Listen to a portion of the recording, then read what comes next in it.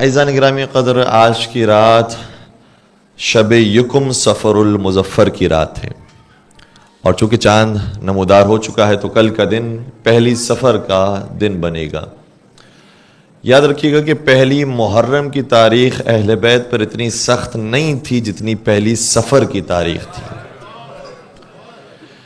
کیونکہ پہلی محرم کو تو پھر بھی جوانان بنی ہاشم زندہ تھے، کربلا سے بھی فاصلے پر تھے، لیکن جب پہلی سفر کی تاریخ آئی ہے تو جوانان بنی ہاشم میں سے کوئی موجود نہیں ہے، بلکہ ان کے سرہائے مبارک نوک نیزہ پر ہیں، اور بیبیوں کے سر پر چادر نہیں ہے، اور انہیں دربار شام میں لے جایا جا رہا ہے۔ انشاءاللہ مصائب کے اندر ان حصوں کو بیان کرنے کی کوشش کریں گے، لیکن اس بات کو میں ابتدائی طور پر اس لیے بیان کرنا ضروری سمجھتا تھا کہ یہ نہ سمجھیے کہ محرم ختم ہو گیا تو اب غم ختم ہو گیا۔ نہیں، غم تو ابھی شروع ہوا ہے۔ محرم کی پہلی تاریخ کو وہ غم نہیں ہے جو پہلی سفر کی تاریخ کو غم ہے، اور یہ ہمیں مجالس کے ذریعے پرچار کرتے رہنا پڑتا ہے کہ علی ابن ابی طالب رکن رکین اسلام ہے۔ اگر علی ابن ابی طالب تک کوئی نہیں آیا ہے تو یہ جان لے کہ وہ حقیقت میں رسول خدا تک بھی نہیں آیا ہے۔ ظاہراً علامہ اقبال کے اشعار ہیں کہ بی تو نہ تواں بے او رسیدن، بی او نہ تواں بے تو رسیدن۔ اے علی، آپ کی ذات وہ ہے کہ جو آپ تک نہیں پہنچا وہ پھر آپ کے ذریعے نبی تک بھی نہیں پہنچ سکتا، اور جو نبی تک بھی صحیح طریقے سے نہیں پہنچا تو اس کا مطلب وہ علی تک بھی صحیح طریقے سے نہیں پہنچا۔ یہ دونوں ایک دوسرے کے لیے لازم و ملزوم ہیں، اور ہم دیکھ رہے ہیں مولا متقیان کی آپ کئی عرصے سے شخصیت سنتے آئے ہیں، فضائل کو سنتے آئے ہیں۔ میں بہت زیادہ ان باتوں کو تکرار کرنے کی کوشش نہیں کروں گا کہ جو آپ سنتے آئے ہیں اس میں سے چند ایک باتیں کہ جو ہم ضروری سمجھتے ہیں آپ کی ہم بیان کرنے کی کوشش کریں گے۔ دیکھیے گا، مولا متقیان اس دنیا میں تشریف لاتے ہیں، آپ کا آنا خود ایک معجزہ ہے۔ نور سے نور ولی پیدا ہوا، نور سے نور جلی پیدا ہوا، نور سے نور جلی پیدا ہوا، سارے عالم کا ولی پیدا ہوا۔ قل هو اللہ احد نے دی صدا، لم یلد کے گھر علی پیدا ہوا۔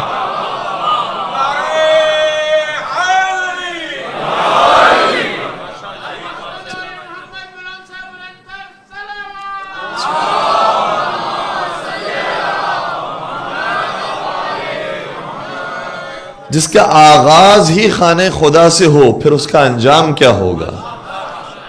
تو خانہ خدا سے آپ کی تشریف آوری ہوتی ہے، اور ایسا نہیں کہ صرف شیعہ عقیدہ ہے۔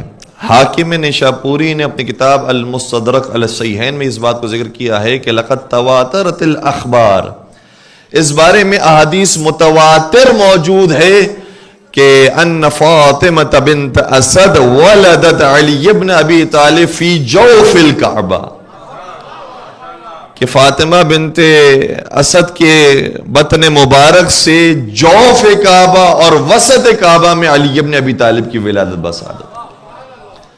تو بہت سے ایسے ہیں کہ جن کی ولادت بہت اچھے اچھے مقامات پر ہوئی ہے، بڑے مبارک مقامات پر ہوئی ہے، لیکن خانہ خدا میں کسی کی ولادت نہیں ہوئی ہے۔ اگر ولادت ہوئی ہے تو ابو طالب کے بیٹے علی ابن ابی طالب۔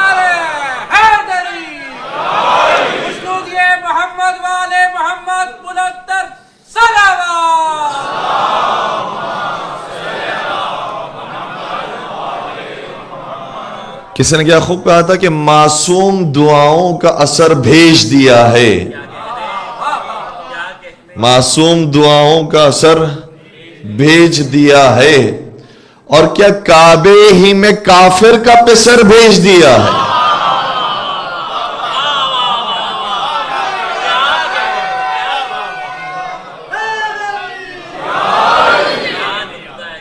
تھوڑا سی عقل تو انسان استعمال کریں کہ آدم علیہ السلام بھی دنیا میں تشریف لائے تو کعبے میں ان کی تشریف آوری نہیں ہوئی، جبکہ ان کے لیے تو سب سے مناسب تھا کہ آپ ایسی جگہ پر آتے کہ جہاں چاہے آپ کی ولادت ہو سکتی، لیکن آپ کی تشریف آوری بھی خانہ کعبہ میں نہیں ہوئی۔ حضرت نوح آئے، حضرت ابراہیم آئے، حضرت اسماعیل آئے، حضرت یعقوب آئے، حضرت یوسف آئے، حضرت موسیٰ، حضرت عیسیٰ، سب بڑے ہستیاں ہیں، لیکن اگر کسی کی خانہ خدا کے اندر ولادت ہوئی تو ابو طالب کے بیٹے علی ابن ابی طالب۔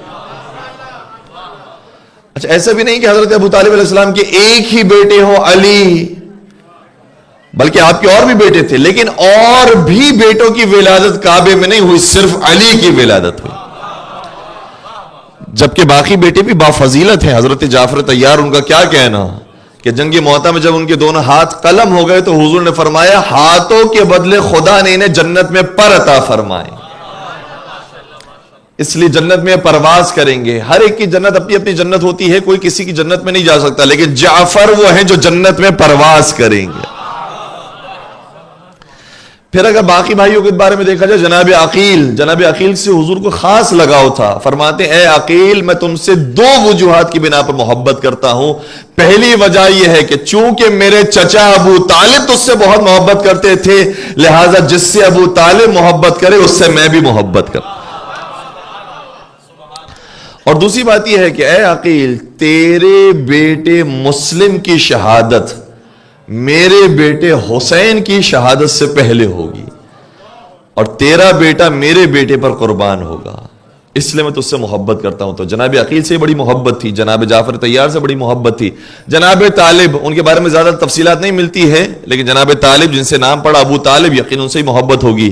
لیکن توجہ فرمائیے گا، حضرت مولا کائنات کے 3 بھائی ہیں، سگے بھائی ہیں، تینوں کی والدہ بھی ایک، بلکہ حقیقت میں 4 یہ بنتے ہیں، چاروں کی والدہ بھی ایک، چاروں کے والد بھی ایک، لیکن اس کے باوجود ان چاروں میں جو علی کا مقام ہے وہ جعفر کا بھی نہیں ہے، وہ عقیل کا بھی نہیں ہے، وہ طالب کا بھی نہیں ہے۔ تو پھر مجھے لفظوں کو تبدیل کر کے کہنے دیجئے، جب گھر کے اندر کے 3 علی جیسے نہیں ہو سکتے تو گھر کے باہر کے 3 علی کی برابری کیا کریں گے؟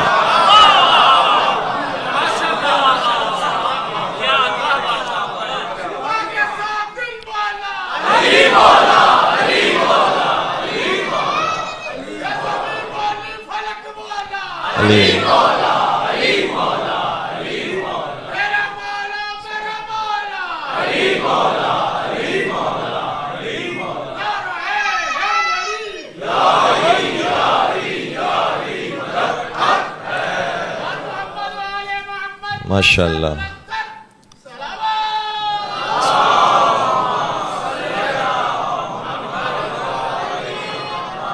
بہت بلند مقام ہے حضرت امیر کائنات کا۔ جعفر طیار کی بھی پرواز وہاں تک نہیں ہے، حضرت عقیل کی بھی پرواز وہاں تک نہیں ہے۔ وہ مقام ہے علی ابن ابی طالب کا کہ دوسرے سرکار حضرت امام حسن مجتبی علیہ السلام کے زمانے میں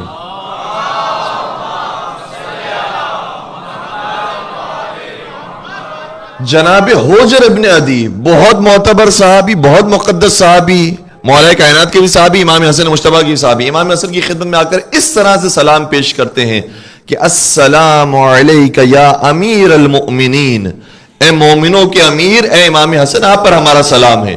امام حسن نے ٹوک دیا، فرمایا تجھے نہیں معلوم امیر المؤمنین یہ وہ لقب ہے جو صرف ہمارے بابا کو نبی نے عطا فرمایا۔ ویسے بظاہر دیکھا جائے تو یقین مومنین کے امیر ہے اور خلافت ظاہریہ بھی موجود تھی، مسلمانوں کے خلیفہ ہے، لیکن فرمایا نہیں، یہ امیر المؤمنین کا اگر لقب ملا ہے تو صرف ہمارے بابا کو نبی کی جانب سے ملا۔ تب سمجھ میں آیا کہ ہمارے یہاں امیر المؤمنین، باقی ائمہ کو بھی نہیں کہا جا سکتا، صرف علی امیر المؤمنین ہے۔ اور اگر دوسروں کے یہاں دیکھا جائے تو امیر المؤمنین آج بھی بن رہے ہیں، اتنا گرا دیا گیا اس لقب کو۔ تو معصومین علیہ السلام نے بیان فرمایا ہے کہ کچھ القابات ایسے ہیں کہ چونکہ علی ابن ابی طالب کے ساتھ منسوب ہو گئے ہیں، لہٰذا اس کا خاص احترام ہے۔ ایک اور لقب ہمارے یہاں شاید اتنا معروف بھی نہیں ہے، اور شاید اس وجہ سے معروف نہیں کہ اس کے صحیح ترجمے کو لوگ جانتے بھی نہیں ہیں۔ مولا کا لقب ہے بطین۔ بطین نکلا لفظ بطن سے، بطن کا مطلب شکم، پیٹ۔ جو مخالفین تھے انہوں نے کہنا شروع کیا علی بطین ہے۔ نعوذ باللہ، مولا متقیان کی جو تصویر انہوں نے اپنی کتابوں کے اندر ذکر کی وہ اسی انداز کی ہے۔ علی جو بھی ہو، لیکن علی ہی تھے جن سے در خیبر اکھڑا تھا۔ تم نے جو بھی تصویر علی کی پیش کر دی، لیکن علی ہی تھے جنہوں نے عمر بن عبد الود کو بچھاڑا تھا۔ وہ تمہاری مرضی، تم نے جیسی بھی تصویر پیش کی، لیکن میں خود اہل سنت برادران کی کتاب سے یہ بات پیش کر رہا ہوں۔ مطالب السؤول میں محمد بن طلحہ شافعی مسئلہ سے ان کا تعلق ہے، کہتے ہیں بطین علی کو اس لیے نہیں کہتے کہ علی کا نعوذ باللہ شکم زیادہ تھا، اس لیے بطین نہیں کہتے، بلکہ حقیقت میں بطین لفظ نکلا ہے باطن سے، اور باطن کا مطلب یہ ہوتا ہے کہ علم علی کے اندر اتنا بھرا ہوا تھا، اتنا پر تھے علی علم نبی اکرم سے کہ نبی نے فرمایا اے علی تو بطین ہے. اس لیے علی ابن ابی طالب کا لقب بطین ہے. اسی طریقے سے آپ دیکھیں گے کتنے ہی القابات مولا متقیان کے ایسے کہ جس کو مذاق کے طور پر پیش کیا گیا. ابو تراب، بہت دفعہ آپ نے دیکھا ہے مخالفین مولا متقیان کے لیے جب کوئی لفظ استعمال کرتے تھے تو ابو تراب کو کہتے تھے. صحیح مسلم کے اندر ایک روایت موجود ہے، حاکم شام نے سعد ابن ابی وقاص سے کہا کہ میں نے سب کو کہا ہوا ہے کہ علی کے اوپر سب و شتم کر، علی کے اوپر گالیاں دو، علی کو نعوذ باللہ لعن طعن کرو، لیکن تو یہ کام نہیں کرتا. صحیح مسلم کی روایت. اس موقع کے لیے جو لفظ حاکم شام نے استعمال کیا وہ یہ ہے کہ ما منعک ان تسب ابا تراب، ابو تراب کا لفظ استعمال کیا. تجھے کس چیز نے روکا ہے کہ ابو تراب پر تو سب و شتم نہیں کرتا؟ ابو تراب کا لفظ استعمال کیا ہے. اس کے بعد پھر سعد ابن ابی وقاص نے وجوہات بیان کی ہے کہ ان وجوہات کی بنا پر میری اتنی جرت نہیں ہوتی کہ میں علی کے خلاف زبان استعمال کر سکوں، لیکن اس روایت سے یہ سند بھی مل جاتی ہے کہ حاکم شام یہ کام کرواتا تھا. ٹھیک ہے، تو مولا کو ابو تراب کہا گیا. حاکم شام نے ابو تراب کا لقب بہت زیادہ معروف کروانے کی کوشش کی گئی. کیوں؟ اس کے پیچھے ایک داستان بنائی گئی. داستان یہ ہے کہ نبی نے ایک مرتبہ علی کو پکارا، قوم یا علی، اے علی کھڑے ہو جائیے، لیکن مولا آرام فرماتے رہے، نعوذ باللہ. پھر بعد میں ڈانٹ کر کہا قوم یا علی. پھر مولا متقیان کھڑے ہوئے تو ان کے لباس پر گرد موجود تھی. کہا علی تو ابو تراب ہے، تیرے بدن پر اور تیرے لباس پر تو تراب چپکی ہوئی ہے. تو علی کو اس لیے ابو تراب آ گیا کیونکہ وہ گرد آلود لباس کے ساتھ آئے. پہلے تو یہ روایت ٹھیک کرو، وہ اور ہوتے ہیں جو نبی کی ایک آواز پر لبیک نہ کہیں. علی تو وہ ہیں کہ نبی کو آواز دینے کی بھی ضرورت نہیں ہے، صرف اشارہ کافی ہے، علی حاضر ہو جائیں گے. دوسری بات یہ ہے کہ علی کو ابو تراب کیوں کہا جاتا ہے؟ اس کی وجہ قرآن کریم سے پوچھو. قرآن کہتا ہے ان مثل عیسیٰ عند اللہ کمثل آدم، عیسیٰ علیہ السلام کی مثال آدم علیہ السلام کی طرح ہے. عیسیٰ کو تم کہتے ہو بن باپ کے پیدا ہوئے ہیں اس لیے وہ خدا ہیں، تو پھر آدم علیہ السلام تو بن باپ کے بھی ہیں بن ماں کے بھی ہیں، پھر وہ بھی خدا ہونے چاہیے. وہاں پر وجہ بیان کی ان مثل عیسیٰ عند اللہ کمثل آدم خلقہ من تراب. آدم علیہ السلام وہ ہیں جو بن باپ بن ماں کے تو ہیں، لیکن ان کی ولادت ہوئی ہے تراب کے ذریعے. تو قرآن کے مطابق آدم علیہ السلام ہے ابن التراب اور علی ہے ابو تراب.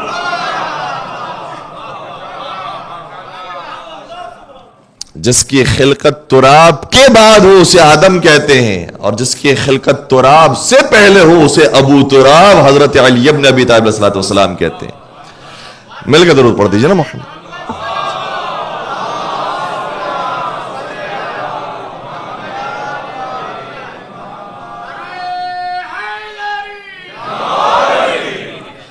بہت سارے القابات ایسے ہیں کہ جس کو بگاڑنے کی کوشش کی گئی ہے. اب میرا موضوع نہیں، صرف بات مجھے یہاں تک لے کر آنی تھی کہ علی ابن ابی طالب جن کی ولادت کعبے میں ہوئی، آگوش رسالت نصیب ہوئی، فاطمہ زہرا عطا ہوئی، حسنین جیسے چاند سے بیٹے عطا ہوئے، آپ خیبر کے بھی سردار ہیں، خندق کے بھی سردار ہیں، بدر کے بھی سردار ہیں، احد کے بھی سردار ہیں، اور منبر غدیر کے آپ مولا ہیں. آپ ہی تھے جنہوں نے نبی کو غسل کفن دے کر دفنایا ہے. سارے فضائل علی ابن ابی طالب کے ہیں. اس کے باوجود علی کی دشمنی اس قدر زیادہ تھی کہ جو علی کے فضائل بھی تھے اس کو بھی بگاڑنے کی کوشش کی گئی. یہی تو قرآن کریم کہہ رہا ہے کہ وَلَا تَلْبِسُوا الْحَقَّ بِالْبَاطِلِ، تم حق کو باطل کے ساتھ مخلوط نہ کرو. باطل باطل ہے، حق حق ہے.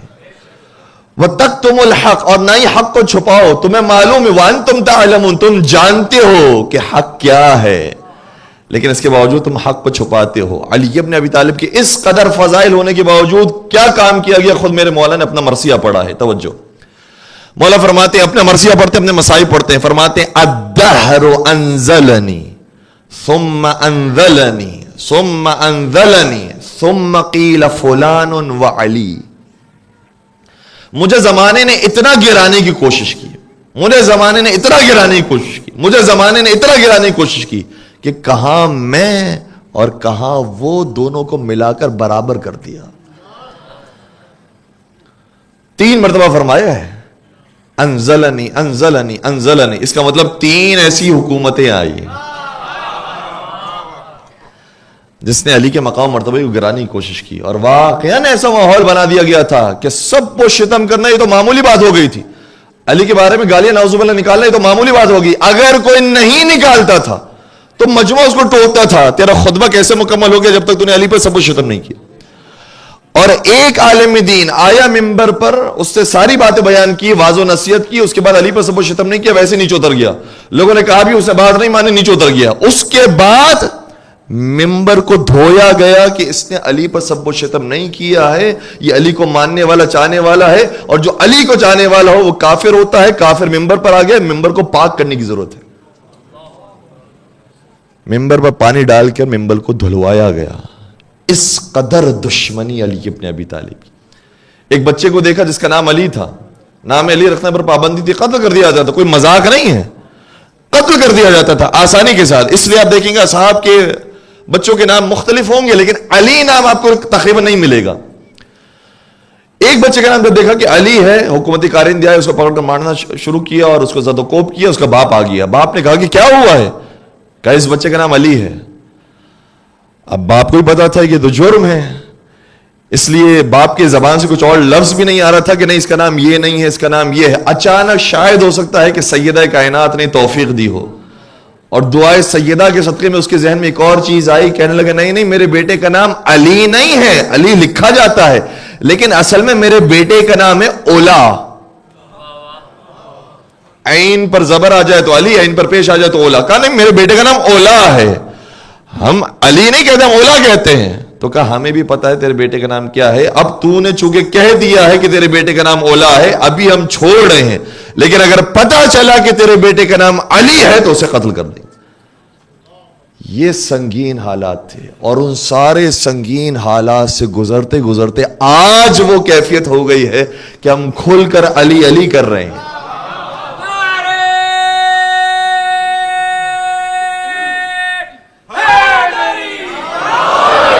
کسی نے کیا خوب کہا تھا کہ تجھ میں اور مجھ میں فرق صرف اتنا سا ہے محسن، تیرا کچھ کچھ ہے علی اور میرا سب کچھ ہے۔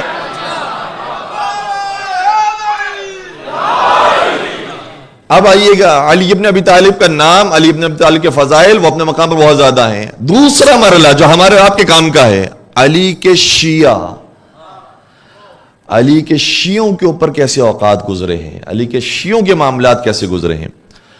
یقیناً آپ کا جو لفظ ابو ہے اس سے کوئی اچھی وابستگی نہیں ہے، لیکن میں 3 ابو کا ذکر کروں گا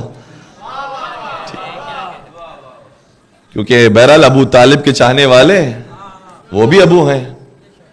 صحیح مسلم کے اندر روایت موجود ہے، جناب ابو ایوب انصاری، ابو ایوب انصاری، اور آپ جانتے ہیں ابو ایوب انصاری وہ ہیں کہ جب حضور نے مکہ سے مدینہ ہجرت فرمائی تھی تو سب سے پہلے جس کے گھر میں قیام کیا تھا اس صحابی رسول کا نام ہے حضرت ابو ایوب انصاری۔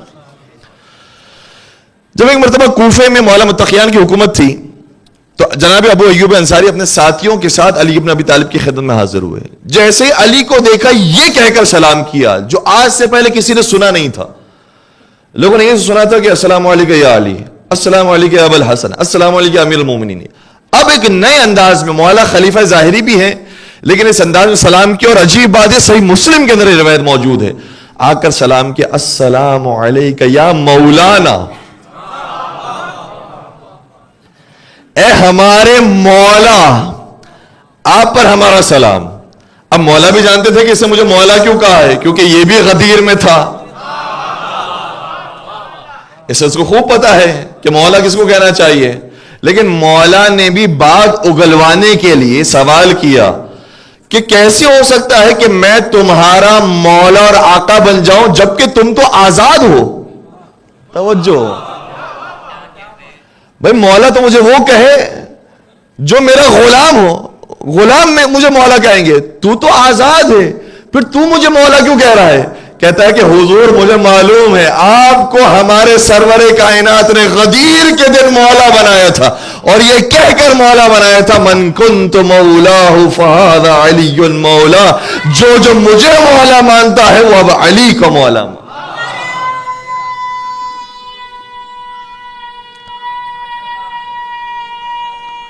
ماشاءاللہ۔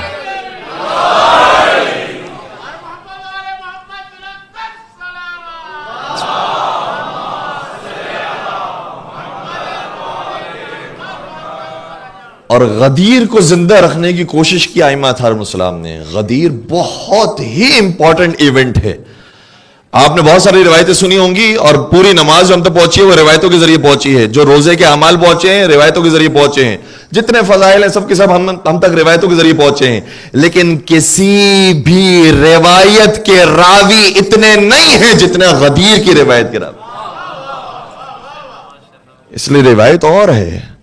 اور میں کہتا ہوں کہ تم اگر ہی کہتے ہو من کنت مولاہ فہذا علی مولا، میں مولا کا مطلب دوست ہے، حضور یہ فرما کے کہتے جو مجھے دوست رکھتا ہے وہ علی کو دوست رکھے، تو کبھی دوست کو گالی بکی جاتی ہے؟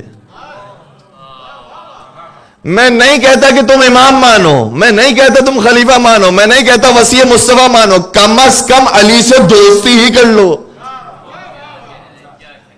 جو دوستی کرتا ہے وہ پھر ممبروں سے لعن طعن نہیں کرواتا۔ اور اگر آپ نے مولا کو دوست کے معنی میں بھی نہیں مانا ہے تو پھر مجھے معذرت کے ساتھ کہنے دیجئے، حضور نے فرمایا تو قرآن کریم کیا آئے تھے، ما آتاکم الرسول فخذوہ وما نہاکم عنہ فانتہوا، جو رسول تمہیں دے لے لو، جس سے روک دے اس سے رک جاؤ۔ تو اس کا مطلب یہ ہو کہ قرآن کی بھی تم نے مخالفت کی ہے، رسول کی بھی مخالفت، اور جو قرآن اور رسول کی مخالفت کرنے والا ہو وہ ہر طرح کا انسان ہو سکتا ہے، صاحب ایمان۔ اب آئیے دوسرے ابو کے بارے میں، ان کا نام ہے ابو سعید خدری۔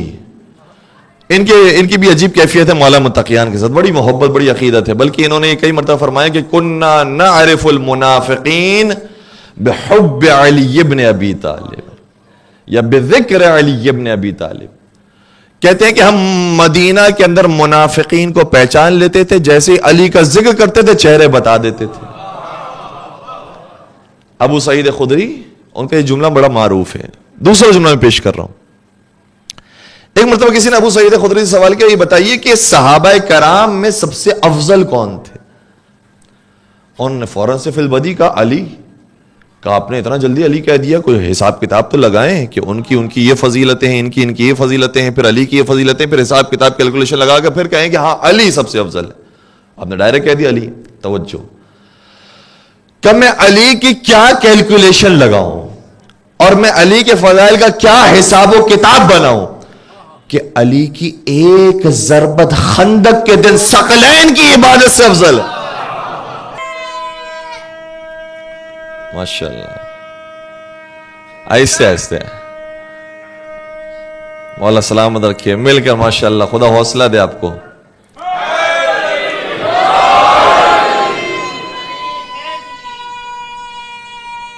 ماشاءاللہ،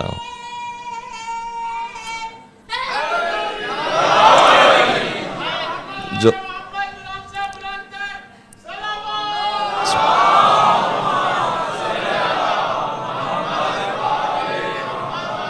پوری دنیا مل کر بھی علی کی ایک ضربت کی برابری نہیں کر سکتی، تو پھر علی کی ساری زندگی کی عبادتوں کی برابری کون کرے گا؟ اس لیے کوئی حساب و کتاب ہی نہیں کہ ہم کہیں کہ یہ پہلے وہ دوسرے وہ تیسرے، کوئی حساب و کتاب میں کہاں علی اور کہاں یہ، کوئی تقابل ہی نہیں ہے۔ تو یہ ابو سعید خدری کا جملہ۔ تیسرا جملہ ابو طفیل، ٹھیک ہے، یہ بھی شہادت خود بھی ہو گئی، اور مولا کی شہادت کے بعد مولا کے جو کچھ اصحاب تھے وہ ظاہر سی بات ہے کہ صلح امام حسن کے بعد متفرق ہو گئے، کوئی کسی شہر میں چلا گیا، کوئی کسی شہر میں۔ تو ایک صحابی تھے جن کا نام ہے عدی بن حاتم طائی، اور یہ وہی مشہور حاتم طائی کے بیٹے ہیں۔ ان کو بھی پتا ہے کہ سخاوت بابا کے بعد ملی ہے تو امیر المومنین کے دروازے پہ ملی ہے۔ حاتم طائی کی سخاوت دیکھ کر یہ جذبہ پیدا ہوا کہ کوئی ایسا ہی کریم ہمیں مل جائے، تو عدی بن حاتم طائی یہ مولا کے چاہنے والوں میں بن گئے۔ مولا کی شہادت ہو چکی ہے، عدی بن حاتم طائی کو شام کے حکمران نے، حاکم شام نے بلایا، اور امیر شام نے جب اسے بلایا تو کہا کہ ہاں بتاؤ کیا ہوا، تمہارے بچوں کا کیا حال ہے، تمہاری کیا کیفیت ہے؟ اچھا، اس کو معلوم تھا حاکم شام کو کہ عدی بن حاتم طائی کے 3 بچے تھے اور تینوں بچے جنگ صفین میں شہید ہو گئے تھے. تو یہ زخم کو کھودیڑنے کے لیے کہا کہ کیا ہوا تمہارے بچوں کے ساتھ، تمہارے بچوں کی کیا؟ کہا کہ میرے 3 بچے شہید ہو گئے. کہا کس پر شہید ہوئے؟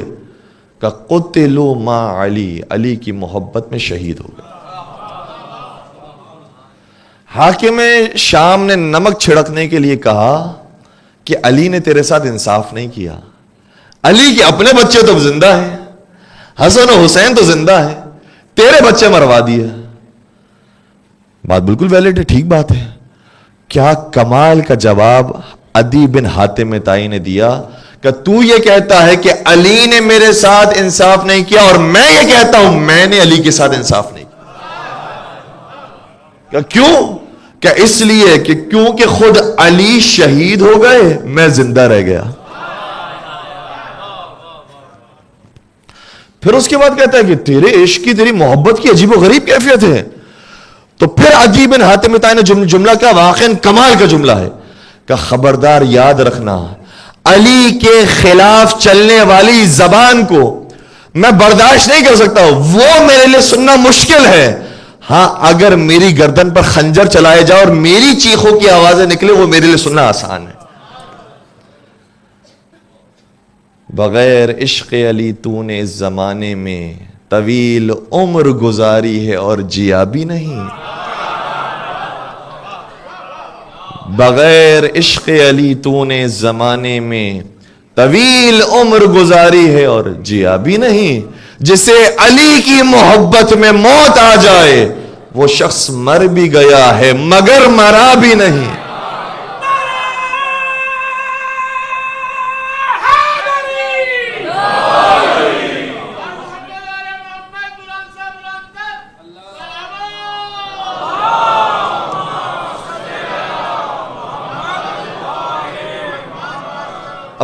تھوڑا سا میرے ساتھ دیجئے گا، ایک مطلب کو اور مجھے بیان کرنا ہے، اس کے بعد پھر زحمت تمام. چونکہ کوفے کے حالات ہیں، کوفے سے شام کا جو سفر ہوا ہے اس کے اندر بہرحال یہ سوال آج بھی پوچھا جا رہا ہے اور ہر سال یہ پوچھا جائے گا. انشاءاللہ ہمارے نوجوان اس بات کو محسوس کریں گے. کہا جاتا ہے کہ کوفے کے اندر تو سارے شیعہ رہتے تھے، شیعوں نے امام حسین کو بلایا اور شیعوں نے امام حسین کو مار ڈالا. جوابات اس کے بہت سارے دیے گئے ہیں. سب سے سادہ جواب یہی ہے کہ اگر شیعوں نے امام حسین کو مارا ہے تمہارے بقول، تو ہم کہتے ہیں ان شیعوں پر بھی لعنت.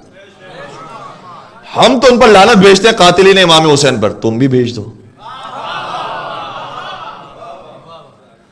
ہم تو کہتے ہیں شمر پر بھی لعنت، عمر سعد پر بھی لعنت، یزید پر لعنت، ابن زیاد پر لعنت، حرملہ پر لعنت، سنان پر لعنت. یہ سارے وہ ہیں کہ جو قاتلین امام حسین کے اندر ہیں، سب پر لعنت ہے. تم بھی اگر یہی کہتے ہو تو بھیج دو، بھیجو لعنت، پھر پتہ چلے گا کون کس کا بیٹا ہے. دوسری بات یہ ہے، یہ چھوٹے چھوٹے سے جواب ذہن میں رکھیے گا، پھر کلی طور پر ایک تفصیلی جواب کی خدمت پیش کروں گا. دوسری بات یہ کہ اگر شیعوں نے امام حسین کو بلایا، شیعوں نے مار ڈالا حسین کو، نواز رسول کو شیعوں نے مار ڈالا، تو اس وقت آپ کے بزرگان کیا کر رہے تھے؟ شیعہ آئے تھے مارنے کے لیے، آپ کے بزرگان کیا کر رہے تھے؟ تماشا. جو جناب ایک اور ابو ہیں، آپ سمجھ جائیں کہ وہ کس کی بات ہو رہی ہے. وہ کہتے ہیں کہ کھانے کا مزہ حاکم شام کے دسترخوان پر ہے، نماز پڑھنے کا مزہ علی کے پیچھے ہے. اور کہتے ہیں جب جنگ ہو رہی ہے دو لوگوں کے درمیان تو اس جنگ میں مزہ پہاڑ پر بیٹھ کر دیکھنے میں ہے. تو یہ کام کر رہے تھے کہ نہ اس طرف تھے نہ اس طرف تھے. اگر شیعہ یہ کام کرنے بھی والے تھے، خدا نہ خواستہ آپ کے بقول کہ شیعوں نہیں بلایا تھا، شیعوں نہیں مار ڈالا، تو پھر باقی بزرگان کہاں تھے؟ آپ کی تو تعداد اکثریت میں تھی، پھر آپ کہاں تھے؟ اور اب تیسرا اور آخری جواب جو مکمل طور پر تفصیلی جواب ہے وہ میں دینے کی کوشش کروں گا، تھوڑا تھوڑا سا میرے ساتھ دیجیے گا. کوفہ ایسا شہر ہے کہ جس کی بنیاد بعد میں رکھوائی گئی. جیسے آپ نے دیکھا ہے کہ ملک پاکستان کے اندر کچھ شہر ایسے ہیں کہ جو پرانے ہیں، جنگ آزادی سے پہلے کے شہر ہیں، کراچی ہے، لاہور ہے، راولپنڈی ہے. لیکن کچھ شہر ایسے ہیں کہ پاکستان بننے کے بعد وہ بنایا گیا. اس کی مثال آپ کے سامنے ہی ہے. اسلام آباد پہلے سے وہ شہر نہیں تھا, یہ بعد میں بنایا گیا ہے اور خاص پلاننگ کے تحت بنایا گیا ہے, بالکل واضح ہے اسلام آباد. اسی طریقے سے پلاننگ کے ساتھ ایک شہر بنایا گیا جس کا نام ہے شہر کوفہ. کس نے بنوایا؟ خلیفہ ثانی کے زمانے میں بنایا گیا, سن 17 ہجری کو بنایا گیا. خلیفہ ثانی نے جب یہ کوفے کو شہر بنانے کا ارادہ کیا تو سب سے پہلا گورنر کس کو لگایا؟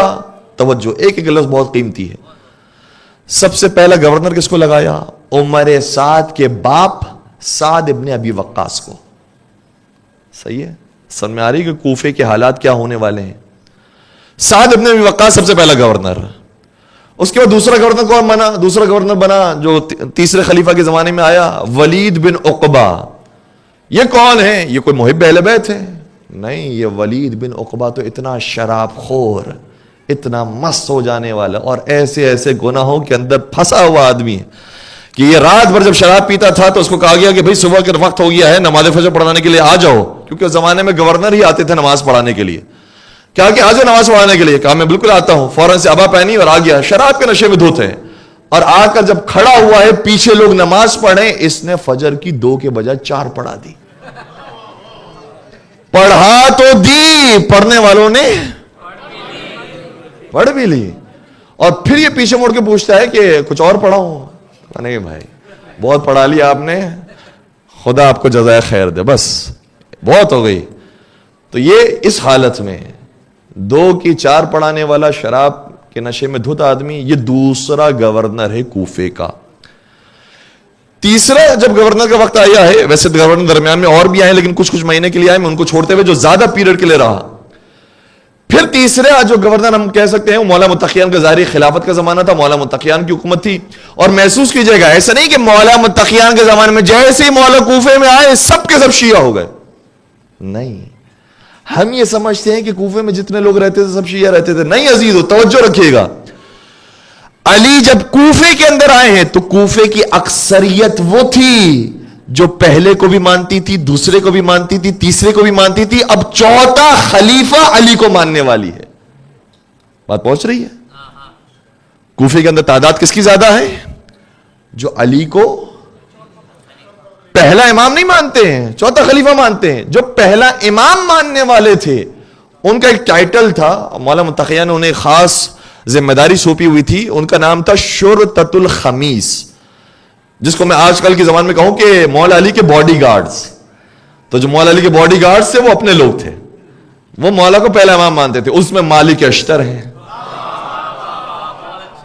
اس میں عمار یاسر ہیں, اس میں اویس قرنی ہیں, اس میں میثم تمار ہیں, اس میں کمیل ابن زیاد نخعی ہیں, اس میں زید ابن سوحان ہیں, ساسا ابن سوحان ہیں, اس کے اندر سہل ابن حنیف ہیں, عثمان ابن حنیف ہیں, محمد ابن ابی بکر ہیں. یہ وہ کچھ افراد ہیں جن کی تعداد تقریباً 50 یا سے کچھ لگ بھگ ہے. وہ علی کو جانتے ہیں, یہ علی پہلا امام ہے. اسی لیے مولا کی خلافت ظاہریہ کے زمانے میں بھی جب رمضان کے مہینے میں, بہت واضح مثال پیش کر رہا ہوں, جب رمضان کے مہینے میں آپ کو معلوم ہے کہ ہمارے برادران ایک خاص نماز پڑھتے ہیں, جب علی نے دیکھا کہ نماز پڑھی جا رہی ہے مسجد کوفہ میں تو خود مولا تشریف لائے مسجد کوفہ میں, کہا کہ اس سنت کو بند کرو, یہ نبی کی سنت نہیں کسی اور کی. اور یہ تو ہمارے بھائی بھی مانتے ہیں, کیا کہتے ہیں؟ نعم البدعۃ ہذہ, یہ تو بہترین بدعت ہے. جب خود کہہ رہے ہیں بہترین بدعت ہے تو بات ہی ختم ہو گئی. لیکن اس بدعت پر پوری طریقے سے عمل کرتے ہیں, چاہے کسی سنت رسول پر عمل نہ ہو, اس بدعت پر جان بھی حاضر ہے. تو مولا نے پہلے منع فرمایا کہ یہ نبی کی سنت نہیں ہے, اس کو چھوڑ دو. پھر جب مولا تشریف لے گئے پھر دوبارہ سے انہوں نے وہی کام شروع کر دیا. پھر مولا آئے, پھر منع فرمایا, پھر انہوں نے وہی کام شروع کر دیا. پھر مولا جب آئے تو مولا نے سزا دی کہ خبردار یہ بدعت ہے, اس کو بند کیا جائے. تو یہ چلے تو صحیح مسجد کوفہ سے, لیکن یہ کہتے ہوئے چلے کہ ہائے ہمارے فلاں بزرگ کی سنت ماری جا رہی ہے. تو یہ کوفے والے کون ہیں؟ علی کو پہلا امام مانتے ہیں, علی کو چوتھے مرتبے میں ماننے والے ہیں, ورنہ پہلے کا پہلا مقام, دوسرے کا دوسرا, تیسرے کا تیسرا, یہ ہے کوفے والے. اب بات سمجھ میں آ رہی کوفے والے کون تھے؟ اس کے بعد مولا متقیان کی حکومت کا زمانہ ختم ہوا. پھر کس کی حکومت آئی؟ پھر تو حاکم شام کی حکومت شروع ہو گئی. حاکم شام نے کس کو گورنر لگایا؟ حاکم شام نے جس کو گورنر لگایا ہے اس کا نام ہے ولید، اس کا نام ہے مغیرہ بن شعبہ۔ یہ مغیرہ بن شعبہ کون ہے؟ اس کے بارے میں باتیں بہت ساری ہیں، لیکن امام حسن مجتبیٰ نے اس سے کہا تھا، اے مغیرہ بن شعبہ، تو ہی تھا جس نے میری مادر گرامی کے اوپر تازیانہ برسایا تھا۔ یہ محب اہل بیت ہے، یہ کوفے کا گورنر محب اہل بیت ہے مغیرہ بن شعبہ، یہ ہے گورنر کوفے کا۔ اس کے بعد کون آیا؟ اس کے بعد ابن زیاد کا باپ زیاد بن ابی آیا۔ زیاد بن ابی آپ جانتے ہیں، جس کا نام ہی یہ ہے زیاد بن ابی، اپنے باپ ہی کا بیٹا۔ باپ کون ہے تمہارا؟ کا نہیں، باپ کا نہیں پتا، باپ ہی کا بیٹا ہے۔ اور پھر حاکم شام نے کہا کہ اس کا چونکہ کوئی باپ پتا نہیں ہے، یہ میرا ہی بھائی ہے، اور کہا کہ میرے پاس پروس موجود ہے، میرا ہی بھائی ہے۔ اب مجھے نہیں معلوم آپ سوئے ہوئے ہیں جاگے ہوئے ہیں۔ جب اس نے اس کو بھائی بنا لیا تو اس کا باپ کون بنا؟ خود کہہ رہا ہے، خود کہہ رہے تو میرا سگا بھائی ہے۔ یہ ہے زیاد بن ابی، جس نے پھر چن چن کر شیعان حیدر کرار کو مارا ہے، اور صرف عام طریقے سے نہیں، یہ آج کل بھی زمانہ رائج ہے ٹارگٹ کلنگ کرنا، اور ایک زمانے کے اندر وکیلوں کو شہید کیا گیا، ڈاکٹروں کو شہید کیا گیا، علماء کو شہید کیا گیا، شعراء کو شہید کیا گیا۔ وہ ٹارگٹ کلنگ کرنا الگ بات ہے، لیکن یہ ملعون ایسا ہے جو شیعوں کو گرفتار کر کے باقاعدہ فجی طریقے سے ہاتھوں کو کٹواتا، رات کو کوئی اہتمام ہے نہ، اپنے گھروں کو اور اپنے شہروں کو کھولتے ہو۔ یہ تم کیسی خاطر تواضع کر رہے ہو؟ ایک مہمان نوازی کے عنوان پر ان پر حجت تمام کی، دوسرا عنوان پیش کیا کہ فرض کرو کہ تم نے مجھے خط نہیں لکھا تھا، میں ویسے ہی آ گیا ہوں، تمہارے پاس آ گیا ہوں، میں ہوں کون؟ میں رسول کا نواسا ہوں، میں علی و زہرا کا بیٹا ہوں، میں حسن کا بھائی ہوں، میرے چچا جعفر طیار ہیں، میرے بابا کے چچا حمزہ سید الشہداء ہیں، میں کعبے کا وارث ہوں، میں قرآن کا وارث ہوں، میں آ گیا ہوں تمہارے درمیان۔ اب کیا کرو گے تم آل رسول کے ساتھ؟ چھوڑ دو، تم نے خط لکھا تھا نہیں لکھا تھا، جانتے ہو میرا حسب و نسب کیا ہے۔ تیسری بات بیان کی، کیا تم میرے سامنے تلوار لے کر آئے ہوئے ہو؟ یہ بتاؤ کہ کون سا میں نے جرم ایسا کیا ہے جس کی سزا تلوار ہے؟ میں نے تمہارے مردوں کو مارا ہے؟ میں نے خدا نہ خاصا تمہاری عورتوں پر کوئی ہاتھ اٹھایا ہے؟ تمہارے شہر میں فتنہ فساد پھیلا ہے؟ میں نے کیا کیا ہے جس کی سزا تم مجھے تلوار کے ذریعے دینا چاہتے ہو؟ میرا جرم بتا دو۔ مکمل طور پر حجت تمام کی۔ توجہ رکھیے گا، ایک جملہ کہنا چاہ رہا ہوں، یہ حسین حجت کیوں تمام کر رہے ہیں؟ میں کہوں گا مولا آپ کی باتوں کا ان کے اوپر کوئی اثر نہیں ہونے والا، یہ لالچی لوگ ہیں، یہ دنیا پرست لوگ ہیں، آپ کو قتل کر کے چھوڑیں گے، آپ کیوں ان سے بات کر رہے ہیں، کیوں حجت تمام کر رہے ہیں؟ امام شاید یہ جواب دیں گے کہ میں حجتیں ہر طرح سے اس لیے ان کے اوپر تمام کر رہا ہوں تاکہ بعد میں آنے والے مسلمان یہ نہ کہیں کہ حسین کو مارنے والوں سے خطأ اجتہادی ہو گئی۔ ان کو تو پتہ ہی نہیں تھا کہ حسین کون ہے۔ اگر بتایا ہوتا حسین نے کہ میں یہ ہوں، میں یہ ہوں، میں ہوں، کبھی بھی یہ کام نہیں کرتے۔ نہیں، حسین نے بتا دیا تم سے خطأ اجتہادی نہیں ہوئی ہے، تمہیں خوب پتا ہے کہ میں کون ہوں، اس کے باوجود میرے سامنے آ گئے، بس عزادار ہو۔ عاشور تو گزر گیا ہے، لیکن اب عاشور کا عاشور شام کا بازار آنے والا ہے۔ 10 محرم کو روز عاشور آیا، 11 محرم کو سواریاں چلی، 12 محرم کو کوفہ میں پہنچی، 1 ہفتہ کوفے میں رہی، اور پھر اس کے بعد کوفے میں جب مستورات کو بھیجا گیا شام کی طرف تو کہا گیا اب خبردار کوئی مستور حسین کی بہن کے ساتھ نہ جائے۔ جو پہلے ساتھ دینے کے لیے آیا تھا، جو خادم بن کر آیا تھا، خادمہ بن کر آئی تھی، وہ کوفے کے اندر رہیں گی۔ اب شام جو جائے گا وہ کون جائے گا؟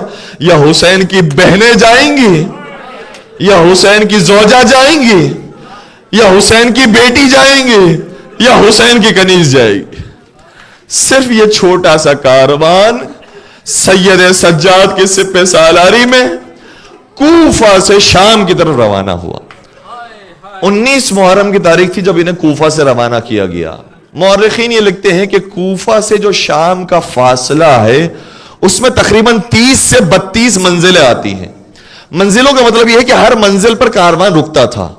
کیونکہ پرانا زمانہ ہے، تھوڑا چلتا تھا اس کے بعد کارواں رکتا تھا، 40-50 کلومیٹر چلتے تھے پھر کارواں رکتا تھا، یعنی 30 سے 35 دنوں کا فاصلہ ہے جو کوفہ سے شام کے درمیان ہے۔ لیکن عزاداروں اگر سن سکے کہ حسین کی بہنوں کو کیسے دوڑایا گیا ہے، 19 محرم کو نکلے تھے، پہلی سفر کو شام پہنچا دیا۔ جنہوں نے اربعین پر واک کی ہے، جنہوں نے اربعین پر پیدل زیارت کی ہے، انہیں معلوم ہے جب وہ نجف سے کربلا جاتے ہیں تو 3 دن لگتے ہیں۔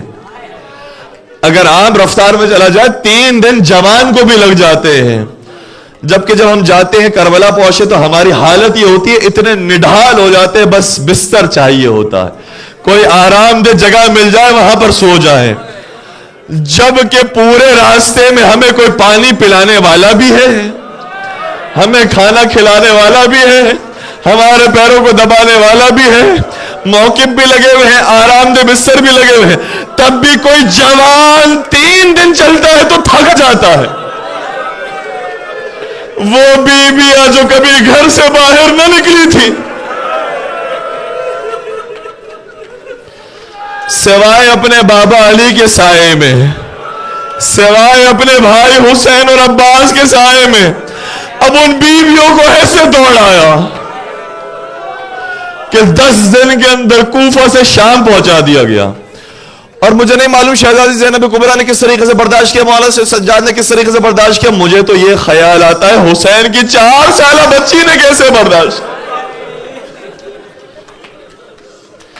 ہم چپلوں کے ساتھ، جوتیوں کے ساتھ بھی سفر کرتے ہیں نا تو ورم آ جاتے ہیں، وہ بی بی جس نے بغیر نالین کے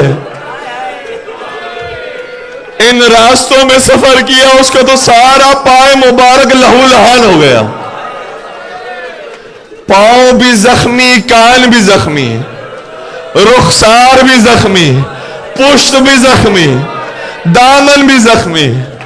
ہاں یہ سکینہ، ان کے لیے مر جانا آسان تھا، ان کے لیے زندہ رہنا مشکل ہے، لیکن شاید سکینہ سلام اللہ کو زندہ اس لیے رہنا ہے، بابا تو نے کربلا کو آباد کیا ہے، مجھے شام میں آبادی دینی ہے، مجھے شام میں تبلیغ کرنی ہے، اس لیے شام تک پہنچنا ہے، شام جا کر سکینہ کا انتقال ہوگا، شام جا کر سکینہ کی شہادت ہوگی۔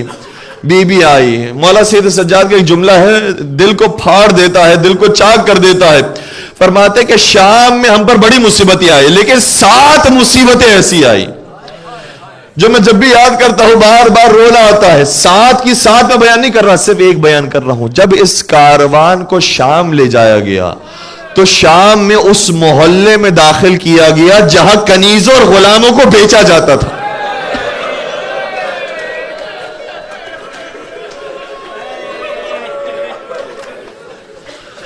یہ بچیاں ڈر گئی کہ ایسا نہ ہو کہ ہمیں کنیز بنا کر بیچ دیا جائے۔ اے بھیا آپ بھی میرے ساتھ آئیں گے نا، اے بھیا آپ بھی میرے ساتھ رہیں گے۔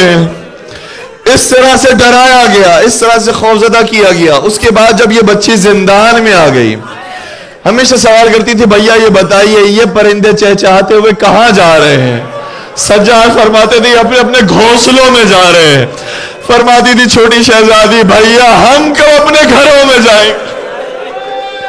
مجھے فاطمہ صغرا یاد آتی ہے، مجھے ام البنین یاد آتی ہے، مجھے ام سلمہ یاد آتی ہے، اور شاید کہتی ہوں گی مجھے دادی زہرا یاد آتی ہے۔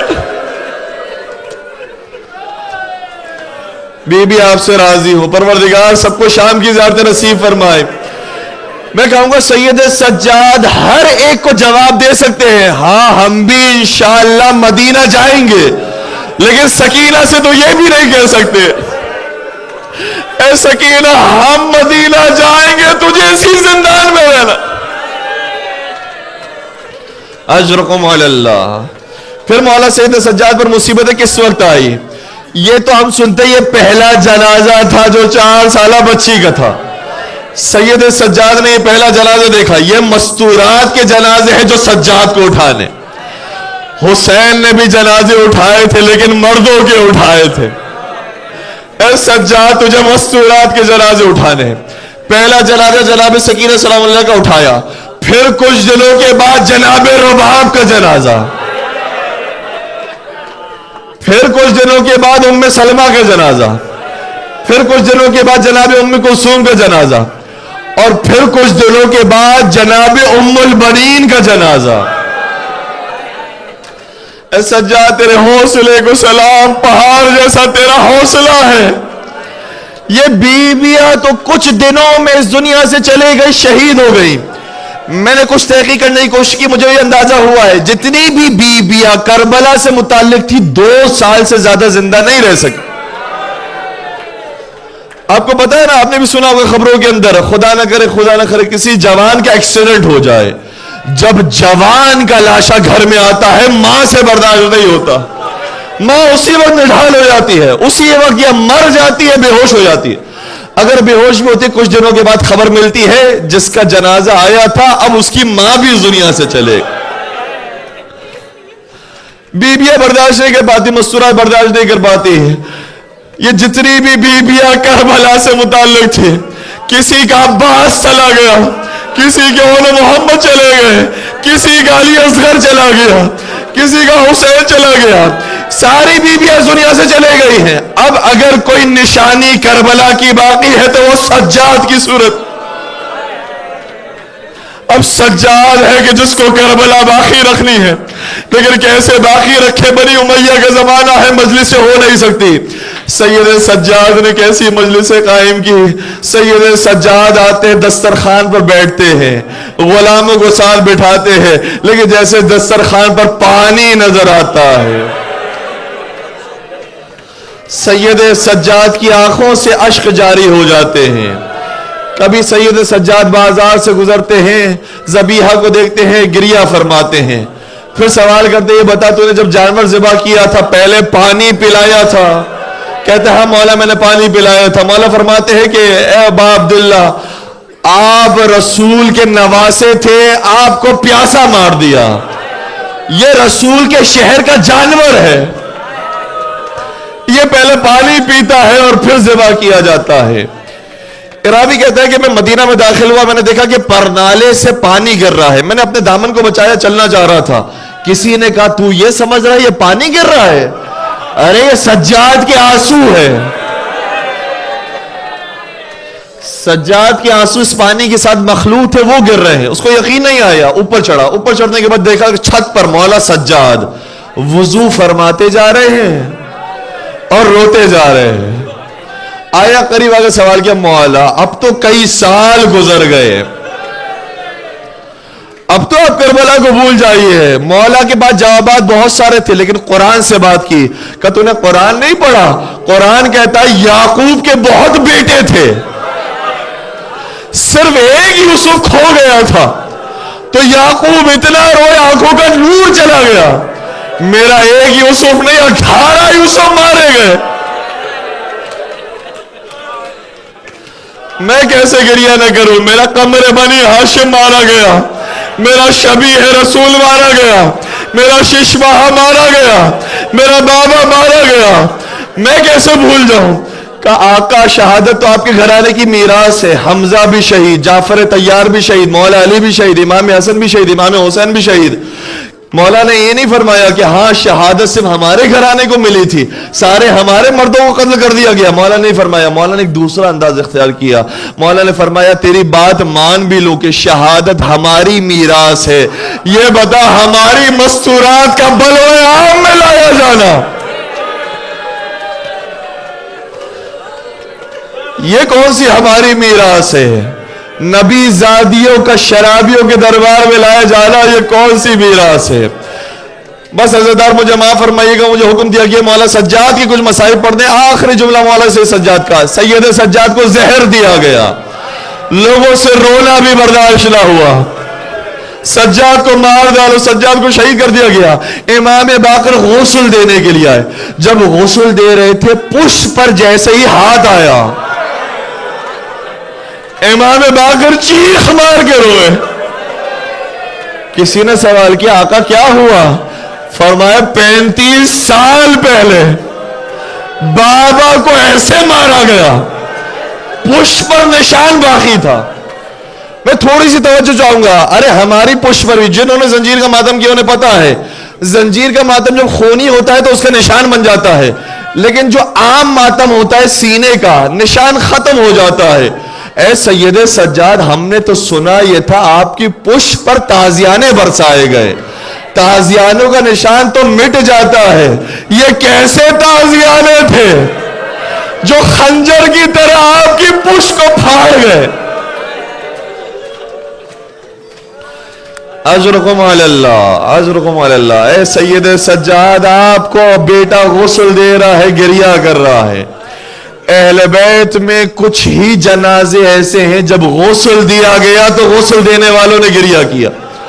یا شام میں سکینہ سلام اللہ علیہا کا جنازہ تھا, یا مدینہ میں بنت رسول کا جنازہ تھا, مولا علی حیدر کرار غسل دے رہے, چیخ مار کے روئے. زینب کبریٰ آگے آئے, بابا آپ نے کہا تھا خاموش رہنا, آپ کیوں چیخے؟ کہ تیری ماں نے مجھ سے بھی پسلیوں کا زخم چھپا کے رکھا.